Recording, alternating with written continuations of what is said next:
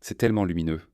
Oh, Bonjour. Je vous invite à passer la journée avec moi pour découvrir de l'intérieur ce que c'est que de construire la forêt du désert au quotidien.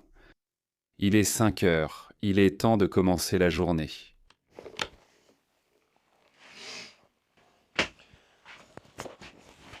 Nous allons en fait installer des chauffages au diesel ici à un moment donné aujourd'hui, je pense. Peut-être demain. Ce n'est pas un problème car il ne fait pas très froid.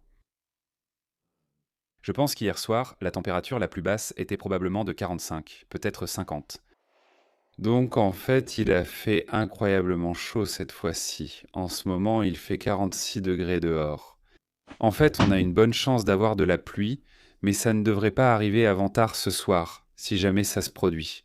Alors restez avec nous pour voir si on a de la pluie. Ma première tâche, malheureusement, même ici, consiste à m'asseoir devant l'ordinateur. Et c'est parce que chaque jour, je filme au moins 50 gigaoctets, voire 100 gigaoctets de séquences. D'abord, il faut sauvegarder les séquences ici-dessus. Et ensuite, j'ai un disque dur externe là-bas. Et puis, nous avons Starlink. Je dois envoyer toutes ces séquences qui sont sur le cloud pour être absolument certain de ne pas les perdre, parce que ces images, c'est ce qui finance la création de la forêt dans le désert. L'un des derniers fichiers transférés, surtout des médicaments anti-allergie, puis des compléments alimentaires. Cet hiver a été très étrange car il faisait très chaud. Et normalement, en venant ici dans le désert, je viens de Fort Worth, qui est littéralement l'un des pires endroits aux États-Unis pour vivre avec des allergies. Et quand je viens ici, c'est normalement ma pause. Et au lieu de ça, en hiver, qui est censé être la période tranquille, je renifle et j'éternue. Alors quand il fait beau comme aujourd'hui, je me promène simplement dans le camp avec des sandales bon marché.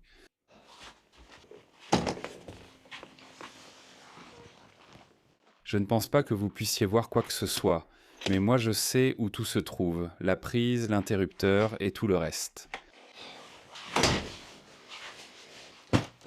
La priorité, c'est absolument le café. Je ne le bois pas tout de suite, mais j'adore le préparer à partir de zéro autant que possible. J'achète les grains verts,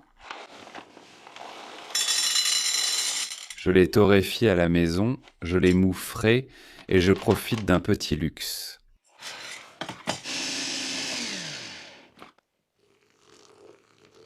Je mouille juste le marc pour faire sortir l'excès de gaz.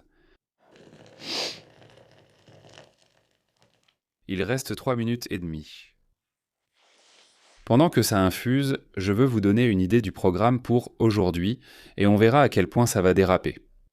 Ma première tâche est d'aller vérifier la terrasse et le brise-vent. Il y a une nouvelle série de graines qui ont été semées et je dois m'assurer qu'elles ont suffisamment d'humidité en surface. Et ensuite, de ce que j'espère faire en deuxième, c'est planter davantage de brise-vent. Je veux vraiment que toutes ces graines poussent et se développent. J'ai de grands projets et je veux vraiment qu'il n'y ait pas seulement des arbres, mais aussi que ça ressemble à ce que j'ai en tête. La meilleure façon de vous le prouver, c'est de le faire pousser. J'ai encore d'autres tâches à faire aujourd'hui. Peut-être un peu de taille sur SW3, qui est la terrasse inférieure. Je suis aussi impatient de mettre une caméra sur Daniel. De cette façon, vous pourrez avoir une idée de ce qu'il fait au quotidien et de ce que c'est que d'être à sa place au ranch de Stubbs. Flocon d'avoine au petit déjeuner. Le café est prêt. Et c'est très tentant de juste le verser et de commencer à en profiter, mais il a bien meilleur goût si j'attends.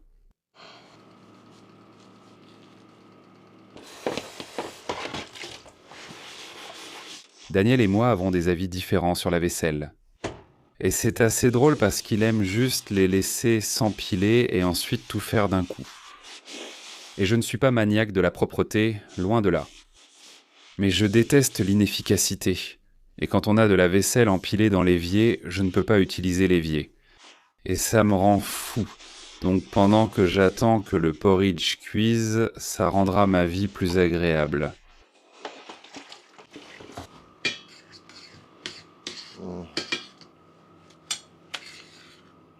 Maintenant, la vraie raison pour laquelle je prends le petit déjeuner, c'est pour pouvoir apprécier mon café.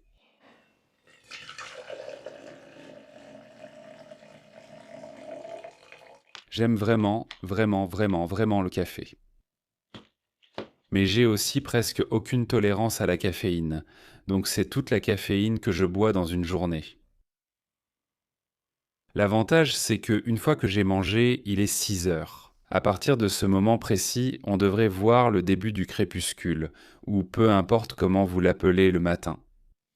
Et ensuite, je devrais avoir juste assez de lumière pour pouvoir me filmer en train de planter les haricots et de faire toutes les choses de base.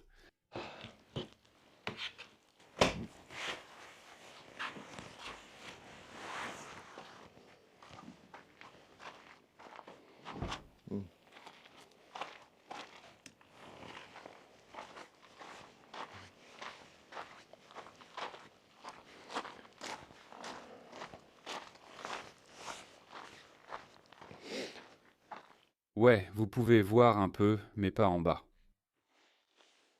Par là, car c'est la lumière de camp qui reste. Je dois donc attendre 15 minutes. Allons-y, je vais m'habiller pour la journée.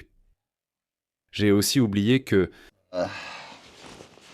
je n'ai pas fini de classer les séquences, donc je vais faire ça avant qu'on fasse quoi que ce soit. Et puis la seule chose que je veux faire, c'est que pour les disputes d'équipe, j'ai filmé un aperçu exclusif pour que les membres puissent voir l'état actuel du coupe-vent. Donc je vais télécharger ça très vite, envoyer un mail à tout le monde, puis je vais m'habiller et ensuite on plantera.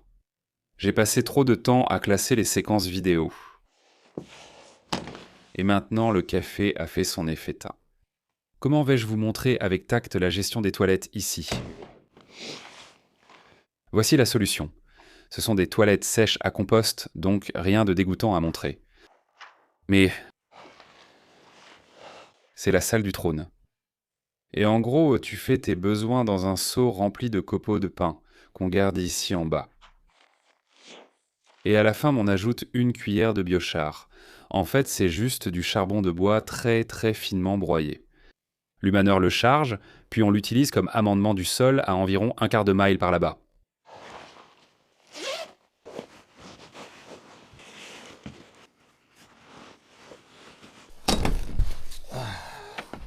Bonjour, monsieur.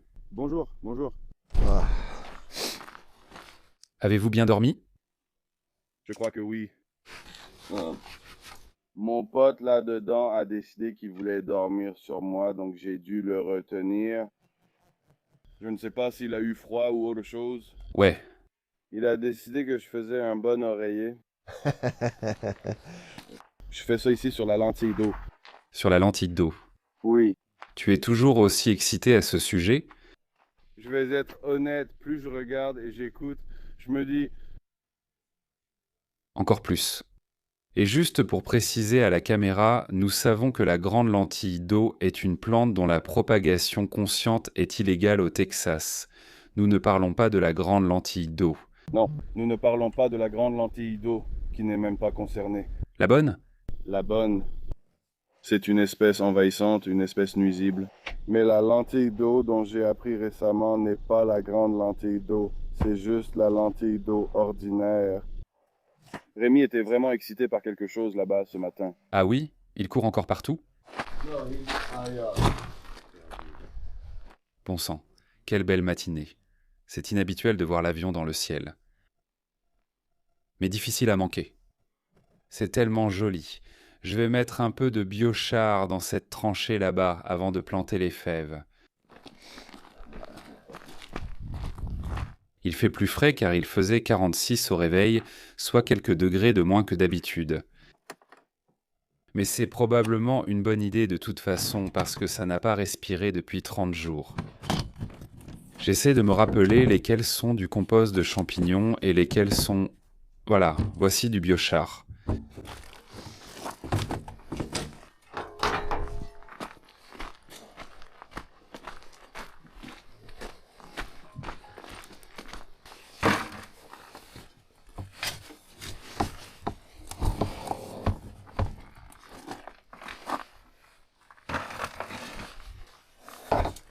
Je pense que j'ai seulement besoin de 2 seaux et c'est plus facile de marcher que de déplacer tout ce bidon de 200 litres.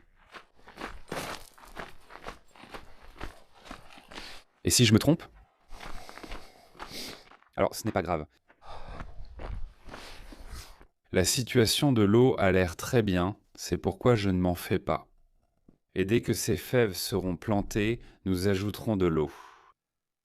Ce que je trouve assez surprenant, c'est que nous avons déjà mis du biochar tout le long de cette ligne. Par endroits, je ne vois rien du tout. Donc,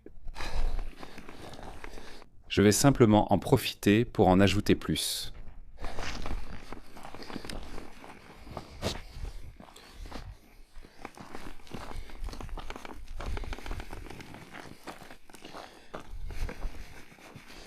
Prends un autre seau.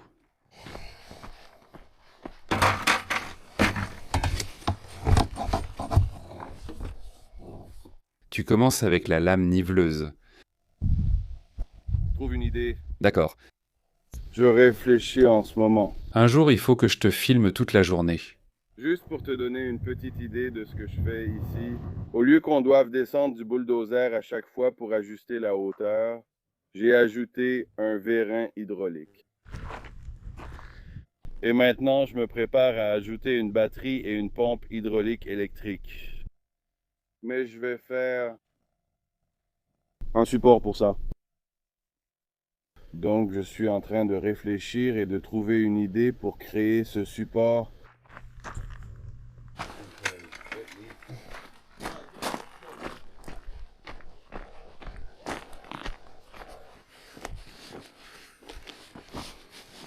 Oups.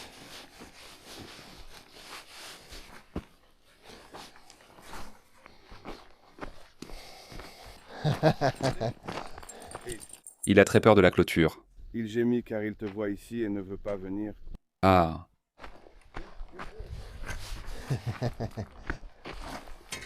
D'accord, le dernier. Range cette pelle.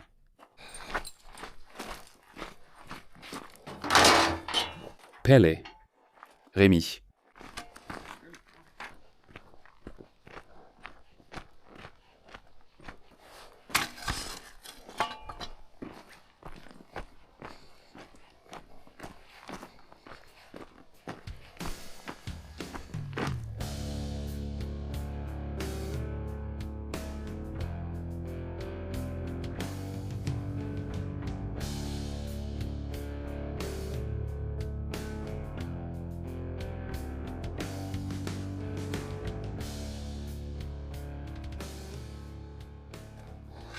Très bien, c'est tout.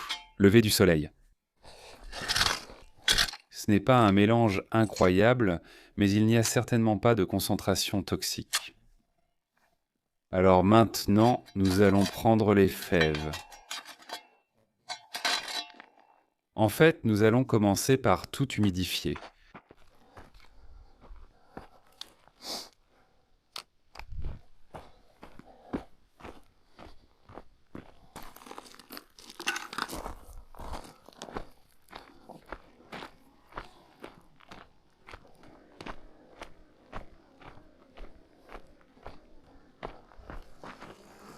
Waouh, il nous en reste encore un peu, ce qui est super.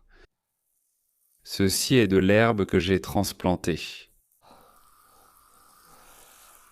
Est-ce que c'était il y a 1 mois ou 2 mois? Je ne me souviens pas. C'est la grand-mère de Cytox. Donne-lui juste une petite gorgée rapide. Et maintenant, on va vraiment bien mouiller ça.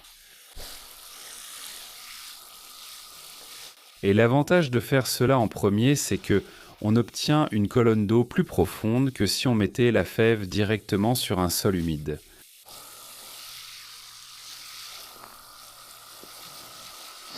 Donc,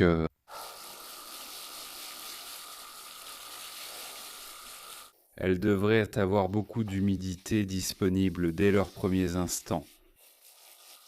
Et aussi, cela va aider à hydrater le biochar parce qu'il n'est pas complètement sec. Vous avez vu qu'il ne s'envolait pas en nuages de poussière, mais il n'est pas vraiment humide non plus. Et comme vous pouvez le voir avec l'eau qui coule, c'est pas de niveau, mais c'est assez plat. Et pour cette partie, comme ce n'est pas une structure de collecte d'eau, nous sommes sur une haie brise-vent.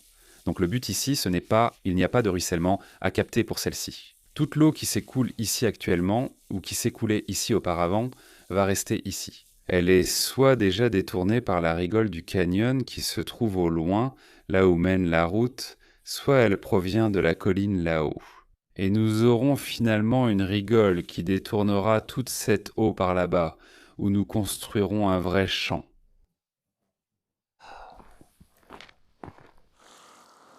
D'accord. Maintenant, passons aux haricots.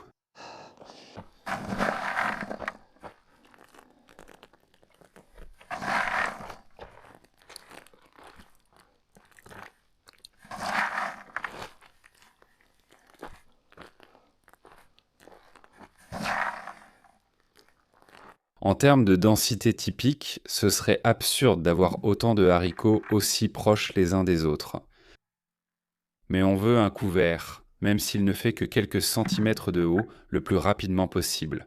Donc, ce avec quoi j'ai toujours du mal, c'est que, oui, il y a tout un tas d'espèces qui pourraient être plus idéales, elles pourraient être un peu plus efficaces en eau, elles pourraient avoir telle ou telle caractéristique. Mais vous savez, une chose dont je n'ai pas beaucoup entendu parler, c'est le coût de ces graines. Donc il ne s'agit pas seulement de trouver l'espèce parfaite. Même si vous avez votre arbre préféré, comme beaucoup de personnes qui regardent la chaîne semblent être un peu obsédées par le baobab.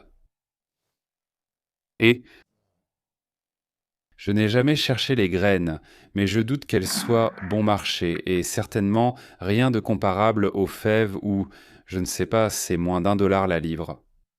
Donc il vaut mieux acheter beaucoup plus de graines que ce que tu penses avoir besoin, parce que tu pourras t'occuper plus tard des choses qui sont plus chères. Mais parfois, tu sais, une des leçons que j'ai apprises en regardant YouTube et en essayant vraiment de le faire, c'est que YouTube se concentre sur les pionniers. Et ils ont tendance à montrer des choses mais qui ne sont pas les moins chères, surtout les graines d'arbres. Mais mec, si tu commences avec des haricots, tu peux acheter des haricots toute la journée.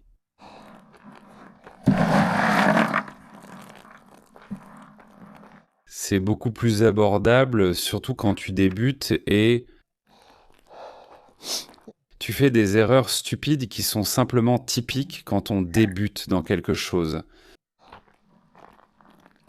Donc il vaut mieux apprendre ta leçon avec des graines bon marché qu'avec des graines qui coûtent littéralement 10 fois plus cher.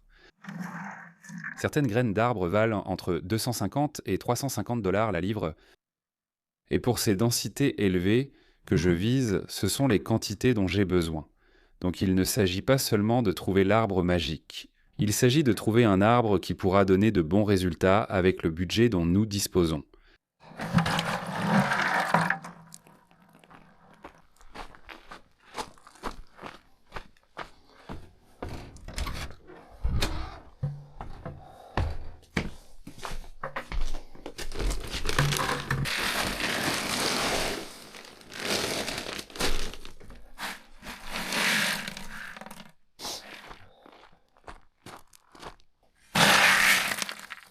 C'est beaucoup plus facile à gérer. D'en avoir trop que pas assez. Donc,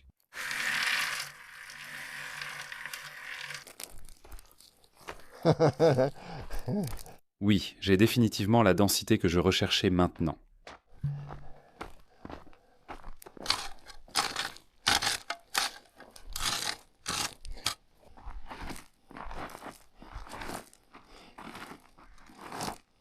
Il est temps d'aller chercher la prochaine série de graines. Je fais un peu de nettoyage.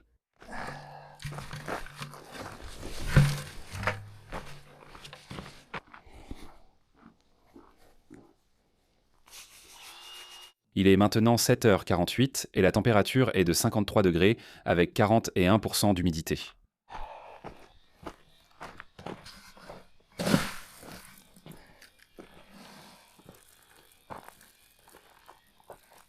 Encore une fois, c'est beaucoup trop.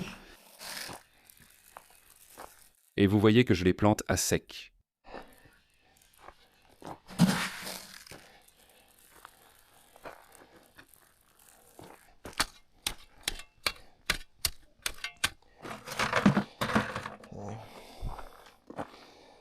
ceci est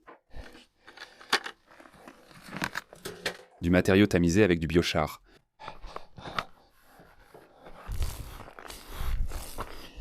C'est bien plus simple que de casser les sillons à la main avec les graviers. Une fois que j'aurai fini de recouvrir les graines, je vais devoir retourner chercher un peu plus de grillage, je pense. Peut-être pas. Ensuite, on fera le dernier lot de graines, celles qui vont à la surface. Je vais attendre avant d'humidifier la couche supérieure. Parce que ce que je veux, c'est mettre des graines sèches dessus.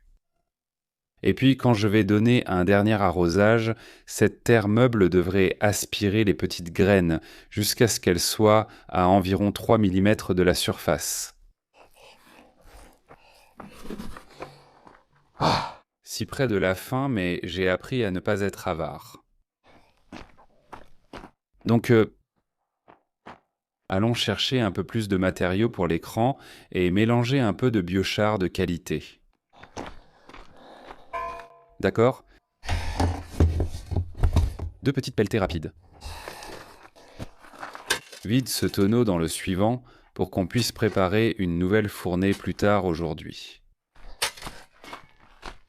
Et les gars, j'ai bien une bétonnière, mais pour quelque chose d'aussi petit, ça ne vaut pas la peine.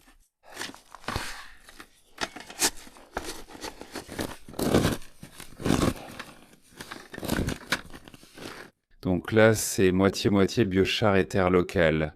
Je veux bien mélanger tout ça, puis j'ajouterai probablement 2 pelletées de terre locale en plus. Vous pouvez voir que c'est passé de quelque chose de complètement nul à magnifique, on dirait du terreau. Et en fait, comme je vais l'étaler tout de suite, je vais ajouter un peu de vermicompost dedans.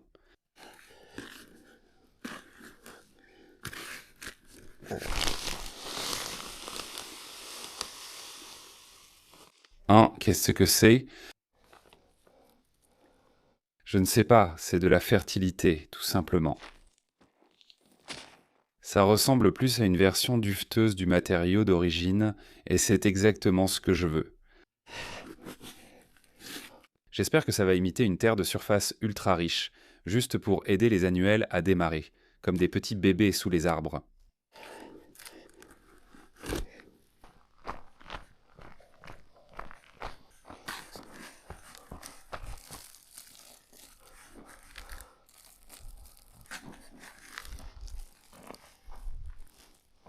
Donc ce que je dois faire maintenant, c'est faire bouillir de l'eau. Nous allons scarifier la mauve globe du désert, mais sans la faire tremper. Ce que nous voulons faire, c'est simplement casser l'enveloppe extérieure de la graine, mais nous ne voulons pas qu'elle absorbe l'eau. De cette façon, au printemps, elle sera prête à pousser rapidement. Je pense que ça vaut la peine de vous montrer qu'ici, nous conservons nos déchets organiques autant que possible. Et c'est ce que nous faisons. Dans le seau, vous pouvez voir les feuilles de tamalé d'hier soir, les épis de maïs, les coquilles d'œufs, le marc de café. Un jour, je me mettrai à faire un lombricompost, mais il se passe beaucoup de choses et honnêtement, le lombricompost ne change pas grand-chose. Ce sera vraiment bien d'en avoir un jour, mais la dernière chose dont j'ai besoin, c'est d'une chose de plus à entretenir. Donc pour l'instant, on met tout au même endroit et puis, quand il y en a assez, on l'enterre. Et un jour, on le laisse ou parfois on le met dans le trou de la grotte. Simplement parce qu'avec le temps, on sait que les sédiments vont s'accumuler là et ça finira par l'enterrer tout seul, sans qu'on ait à faire quoi que ce soit de plus.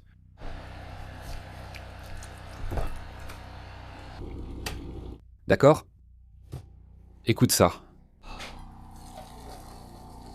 On laisse ça ici au cas où, allons chercher la mauve globe.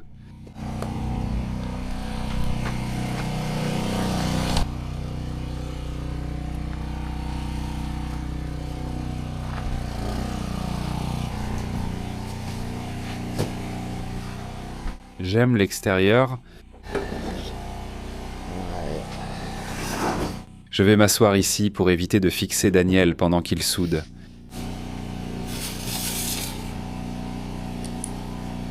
Ça, on le veut autour de 180. C'est parti, waouh, ça a super bien marché ici.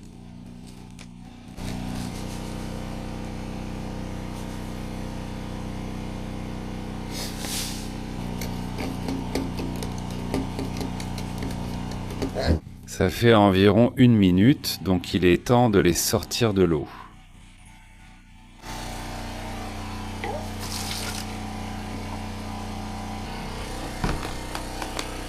Je vais ajouter des graines de chia. Énormément, vraiment beaucoup, c'est pas cher, c'est vraiment pas cher. Tout le sachet coûtait 10 $, peut-être 12, et ensuite de la moutarde.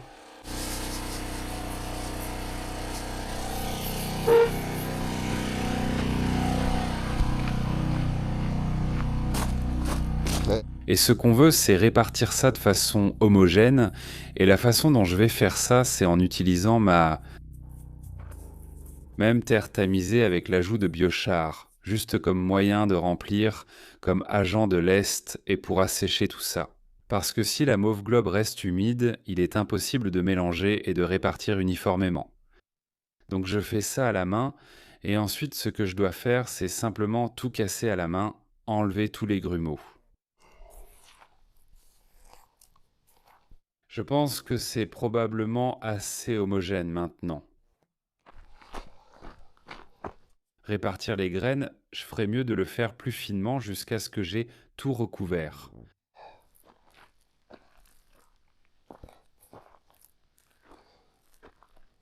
Je dois vraiment monter sur la terrasse bientôt et l'arroser.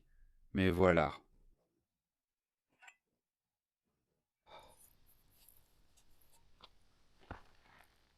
Et encore une fois, l'avantage de l'hyper-ensemencement, c'est que si je l'applique de façon inégale, ce n'est pas la fin du monde. Donnez juste un peu plus d'amour à la pelouse.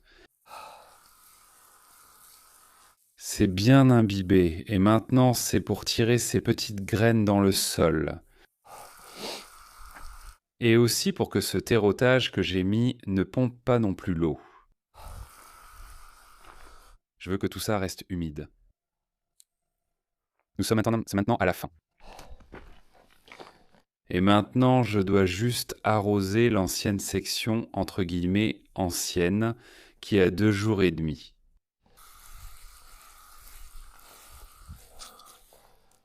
C'est tout, les gars. Donc ça fait environ 60 mètres, un peu moins, je peux juste le dire en regardant. On a fait à peu près les 2/3. Par ici, il y a le camp, et puis par là. D'accord, maintenant on doit aller arroser la terrasse. Rémi a décidé qu'il vient avec nous.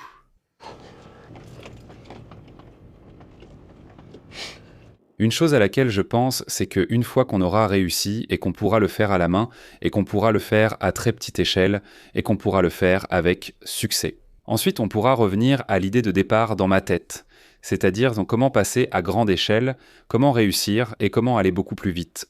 Parce qu'évidemment, répandre toutes ces graines à la main et creuser des tranchées avec un outil manuel, ce n'est pas la meilleure façon de faire les choses. Mais quand j'aurai prouvé que je peux faire ça sur quelques centaines de mètres et qu'on peut établir des arbres, alors on pourra penser à un tracteur et à une équipe de 2 personnes. Et comment répandre d'énormes quantités de graines et de matériaux sur une très grande surface. Et quand nous aurons un puits, cela facilitera la plantation active au lieu de simplement espérer qu'il pleuve. Comme nous venons ici plusieurs fois, j'oublie de fermer le robinet lorsque j'éteins la pompe. Et j'ai toujours peur de venir ici et de tout trouver vidé. Je vois encore de l'eau dans le réservoir, donc je ne pense pas que... Peut-être que je ne sais pas, mec, je crois que je l'ai vraiment laissé ouvert. Ça va vraiment m'énerver.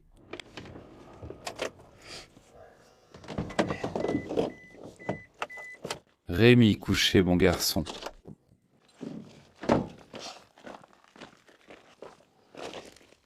Je l'ai bien laissé ouvert. C'est vraiment agaçant parce que maintenant, eh bien... Fermons-le. Ça siphonne environ 150 gallons d'eau et vous pourriez penser, eh bien ce n'est pas mal. C'est un peu pour ça que vous êtes venu ici. Le problème c'est que ça ne siphonne pas l'eau de façon uniforme. Enfin, je veux dire, ça la siphonne de façon inégale. Donc certains de ces endroits vont être complètement trempés et beaucoup d'autres seront totalement secs. Donc c'est une mauvaise chose, c'est clairement une mauvaise chose. Ouais, je veux dire, ils ne sont pas... Oh Rémi, bon, je suppose que tu es en train d'uriner. Donc tu fais ce pourquoi on est venu ici. Voir si on en trouve. Des panaches d'humidité persistent ici car c'est souvent la zone la plus humide. Je peux voir ça. Ouais, certains de ceux-là sont considérés comme ça. Ouais, celui-là est vraiment mouillé. Allons l'allumer et... Ce sera notre activité pour les 20 prochaines minutes.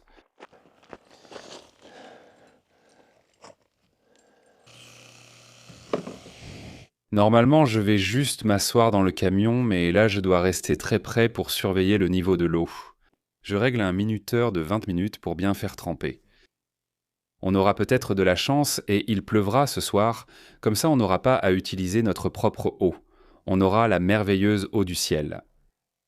Mais je vais essayer de passer un peu de temps à couper ou déplacer des pierres, à nettoyer et à rendre l'endroit un peu plus agréable, tout en restant à portée de voix pour ne pas griller ma pompe.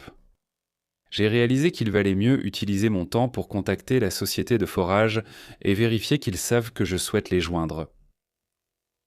Bonjour Clark, c'est Sean Overton. Vous m'aviez fait un devis il y a 1 an dans le comté de Hudson et je souhaite débuter les travaux. Oui, j'étais déjà sur mon radar. D'accord. As-tu une idée approximative de quand tu pourrais venir ? Oui, j'espère dans environ 1 mois. Génial, j'ai hâte. Je suis vraiment impatient d'aller de l'avant avec ça. D'accord, très bien. Passez tous une bonne fin de journée. Très bien, vous aussi. D'accord, au revoir. Au revoir. Rémi, tu es debout. Il est assis ici à se plaindre.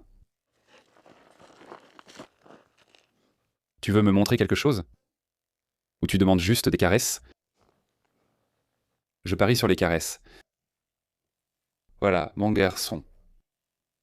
Très bien, allons vérifier l'eau. Nous avons fait la moitié du travail. Il nous faut encore aller chercher de l'eau au puits, ce qu'on fera ensuite. Maintenant, il faut qu'on enlève ça. On ne veut pas que ça prenne la pluie. Allons chercher de l'eau. Voilà à peu près où on en est pour l'instant. Ce n'est pas terminé. Je n'ai pas tout soudé, mais j'ai juste pointé la fixation du réservoir. Donc il est fixé là. Ouais. Les batteries sont ici. Tout ça va partir. Et pour les téléspectateurs, ceci est un réservoir de liquide hydraulique. Oui. Ouais. Ça va monter. Oh, cool. Il va y avoir 3 ou 4 piédestaux. Un ici, ici, là et là. Et ça va être surélevé ici. Comme ça, pas de cailloux. Ouais, je ne peux pas m'envoler.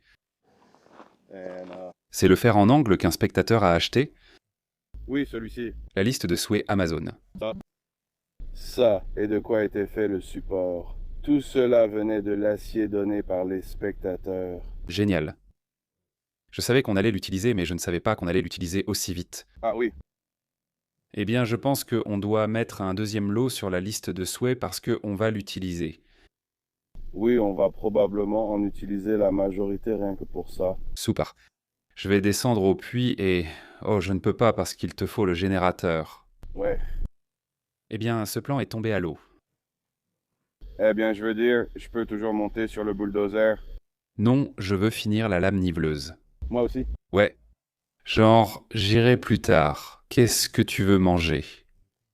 Je veux dire, les œufs, ça me va. On a ces œufs. Ouais, faisons-le. J'ajouterai un peu de porc effiloché.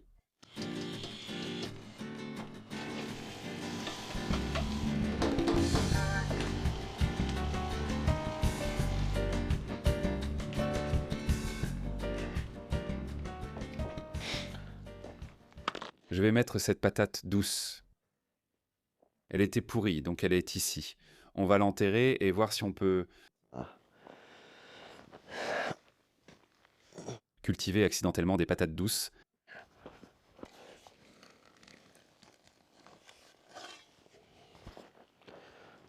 Il y a beaucoup de gravier ici. Je sais que la niveleuse va en ramasser la plupart. C'est un peu comme d'ici à là. Je dois laisser ça ainsi. Mais pour le reste, même les quelques pierres que j'ai empilées et tout ça, je suis prêt à m'en séparer si je peux passer la lame niveleuse ici et enlever tout ce gros bazar d'ici. Et je vais essayer de tracer un sillon ici, ou d'en établir un sans abîmer le peu de seigle fourragé qu'on a déjà en place. Je n'ai vraiment pas envie de me retrouver coincé. Donc on a juste une toute petite quantité de seigle fourragé qui pousse. Et ça semble idiot de creuser une tranchée séparée. Alors que celui-ci a déjà les amendements du sol et qu'il y a déjà un peu de choses qui poussent. Je vais remettre ça en place pour faire pousser les fèves ici. D'accord, ce que j'ai finalement décidé, c'est que je vais faire une mini tranchée ici, qui ira jusqu'au drapeau orange ici, une zone facile à gérer. Et je vais prendre ma petite pelle à tamiser. Je vais planter autant que possible.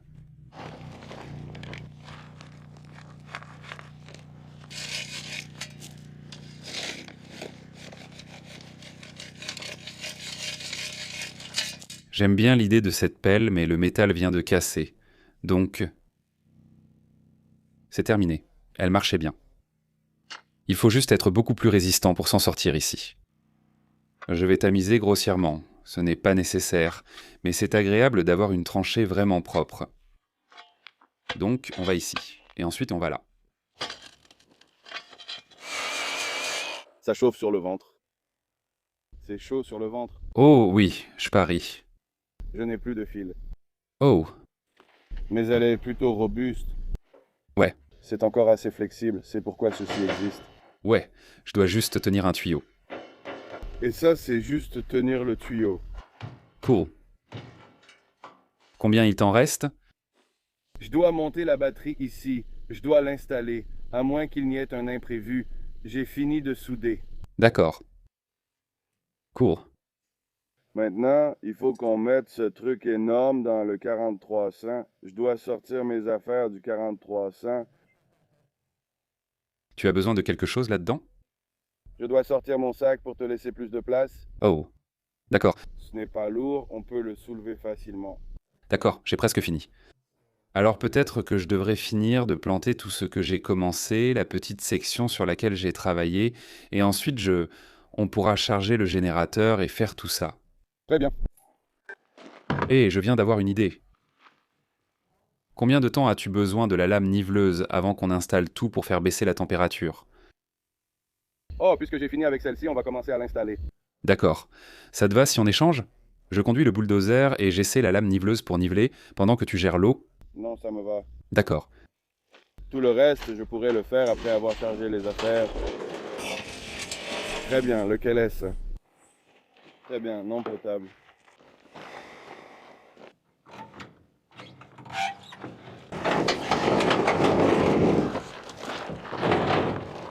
Ça ira.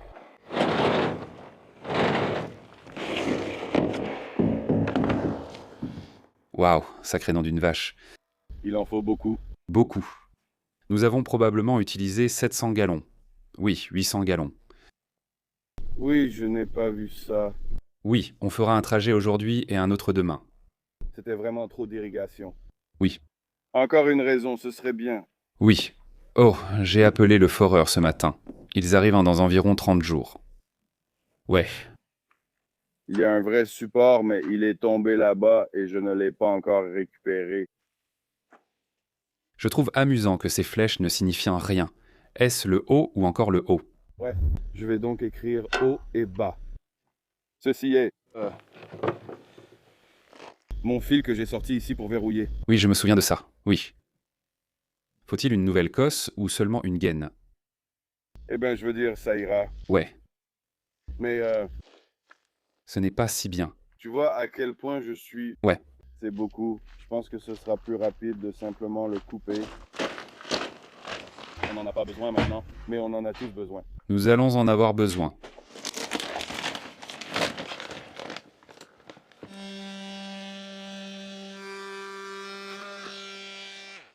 Ça ira.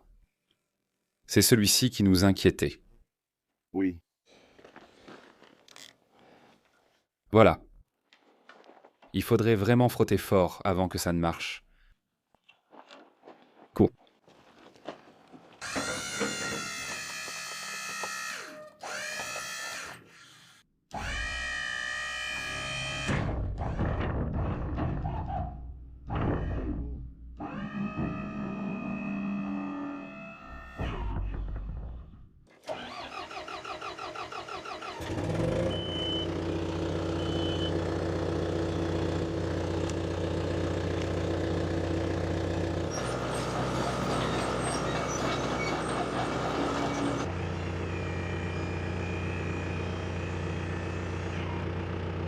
Bonne journée jusqu'ici. La lame niveleuse est équipée de vérins hydrauliques.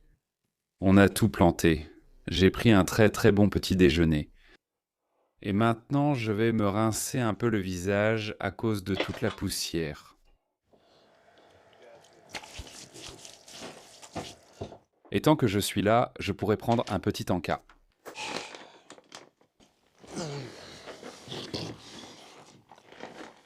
Waouh! Drew a donné 500$ à la collecte, c'est super pour le puits. Benjamin vient de donner 250. C'est fou, mec, j'apprécie vraiment. Regardons la météo, je veux voir si on a de bonnes chances d'avoir de la pluie. Donc on dirait que ça commence à, enfin, un peu.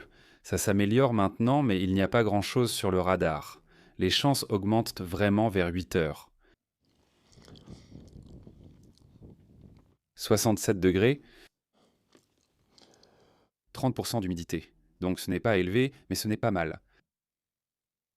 Et la meilleure chance de pluie est vers 9 ou 10 heures ce soir. Alors continuez à travailler, je vais regarder sur quoi je devrais travailler ensuite.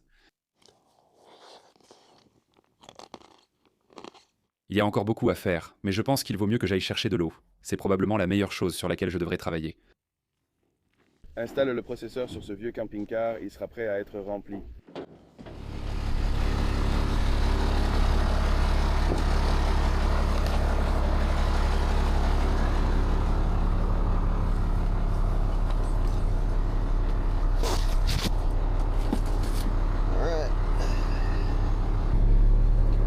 Ce camion est incroyable, son rayon de braquage impressionnant. Si tu n'as jamais conduit aussi gros, tu ne peux pas apprécier. Aussi, c'est vraiment satisfaisant de voir ma rangée de pierres devenir de moins en moins longue. Ça demande beaucoup moins d'efforts à voir. Où le mur va se trouver,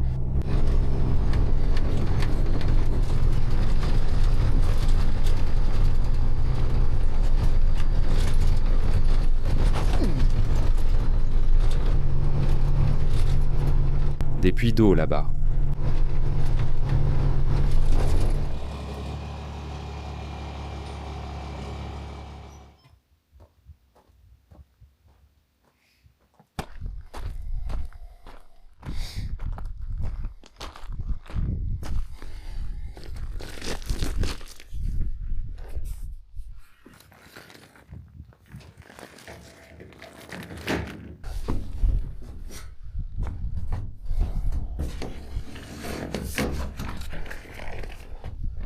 Commence avec celui-ci parce que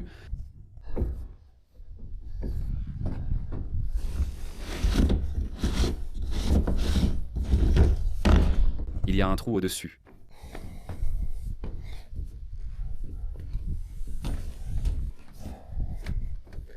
Je viens de réaliser que je n'ai jamais démarré ce générateur. D'accord, donc ça c'est le démarreur, ça c'est l'essence. Et ensuite il faut le lancer à la corde.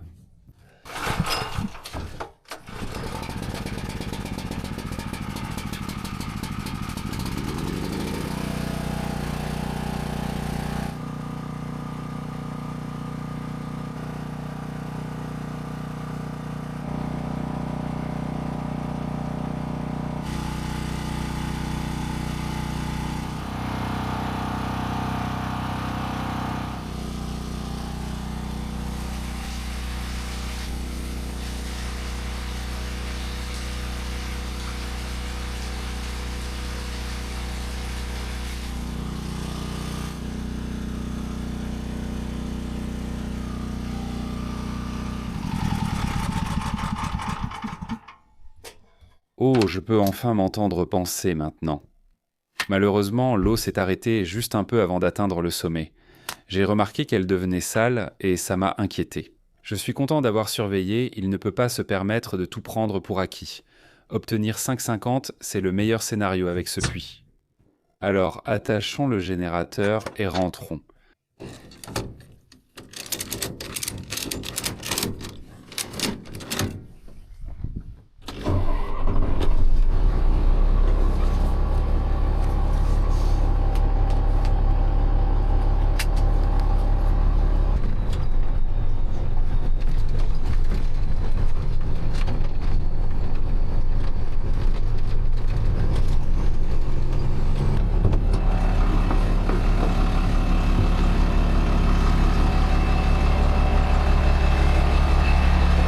Salut Rémi.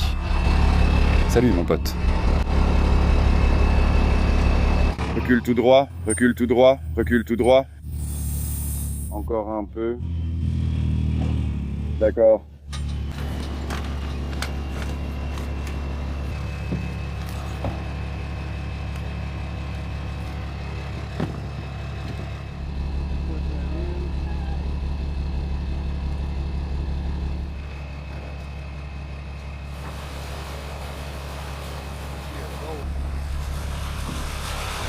Ça ne prendra pas du tout de temps. Où le bulldozer est-il tombé en panne? Eh bien, j'étais revenu au point de demi-tour d'origine Oui. et j'ai senti quelque chose. Je me suis dit, ça sent la graisse. Et puis, après avoir senti la graisse, j'ai entendu cling, cling, cling, cling, cling, cling. Je me suis dit, sérieusement? Alors, je l'ai laissé derrière. Tu l'as fait? Ok, c'était ma première question. On a pu le ramener en boitant? Il est déjà garé, prêt à partir. D'accord, cool. Je ne veux pas changer les rails là-bas. Oh. Non, je ne le fais pas. Ouais. D'une manière ou d'une autre, ça allait revenir ici. Un tiers est déjà vide. Ouais. Oh là là, on sait maintenant ce que tu feras la semaine prochaine. C'est exactement ce que j'ai dit en trinquant. Je sais quoi faire la semaine prochaine.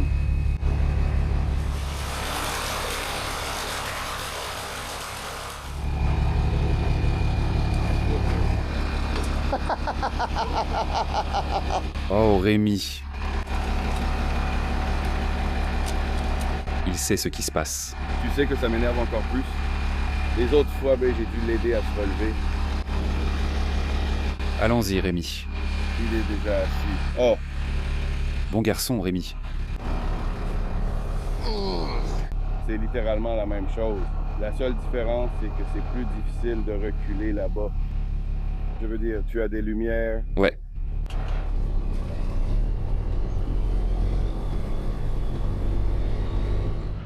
Sean est parti mettre de l'eau dans les terrasses. Donc pendant qu'il fait ça, laisse-moi te montrer ce que je dois faire la semaine prochaine.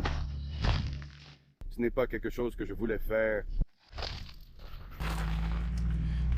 On a maintenant quelques lumières autour du camp. Ça rend la cuisine un peu plus facile. Donc on fait des grillades où on utilise un fumoir. On a un peu plus de lumière. Je vais remplacer ce côté du châssis. Donc ce joug, juste ici. Tu vois toute cette graisse en bas? Ça veut dire que ce cardan a lâché. Ce cardan a lâché à cause de ce galet tendeur ici. Les roulements sont complètement foutus. Je sais que vous ne le voyez pas, mais c'est vraiment brûlant. Les roulements sont morts. Le galet tendeur doit être remplacé. Le joug doit être remplacé. Tous les rouleaux ici en bas. Il y a 6 rouleaux, ils doivent être remplacés. Donc demain, je vais commander les boulons et écrous de chenilles ainsi que quelques autres boulons et écrous que je sais qui vont casser. Cependant, de nouveaux rouleaux, une nouvelle chaîne de chenilles, un nouveau pignon arrière. Voilà le nouveau tendeur. Voilà le nouveau joug. Donc nous avons tout.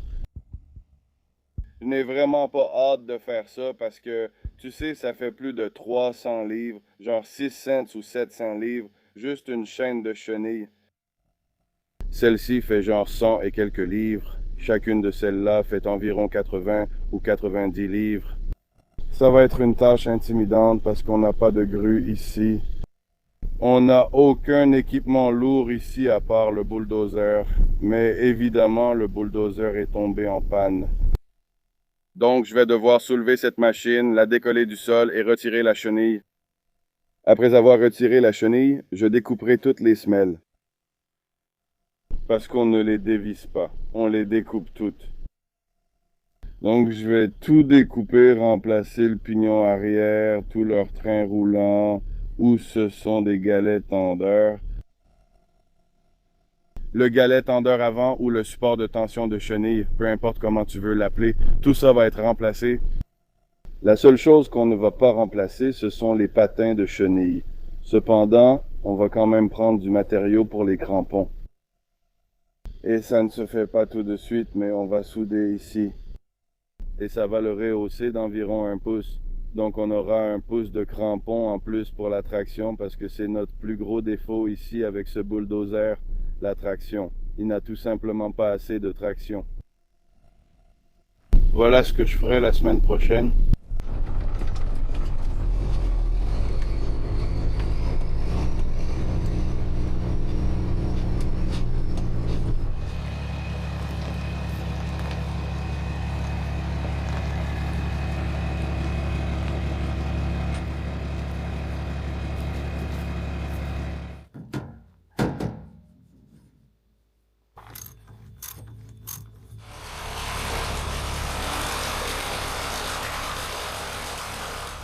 J'ai bien sûr complètement oublié le sac de lévigation, même si je ne sais pas comment j'aurais pu l'attacher.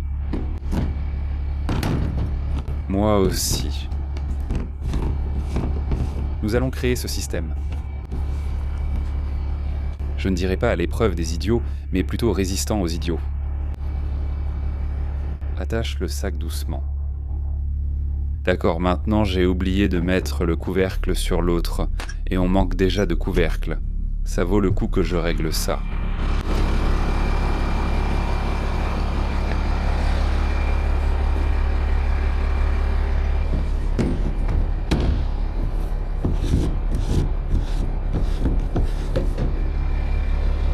Très bien, Rémi, allons-y, mon pote.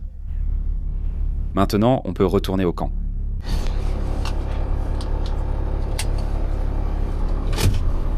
D'accord, j'y vais.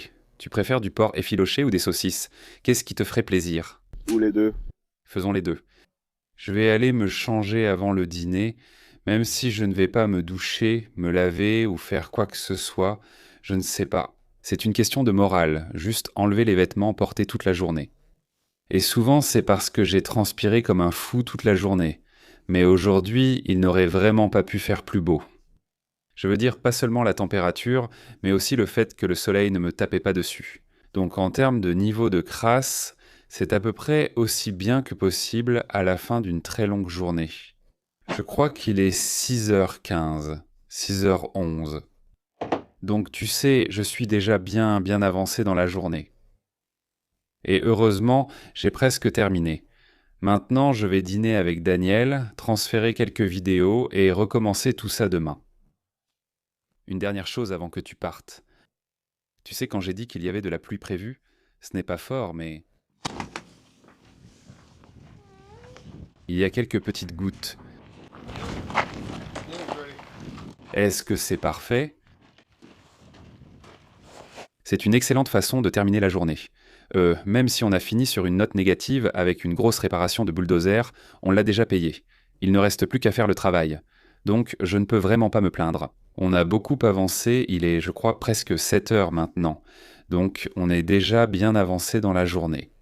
Je pense que cela montre ce qu'il faut pour réussir ici. Si cet épisode vous a plu, découvrez cette douche solaire du désert qui nous a offert une opportunité unique.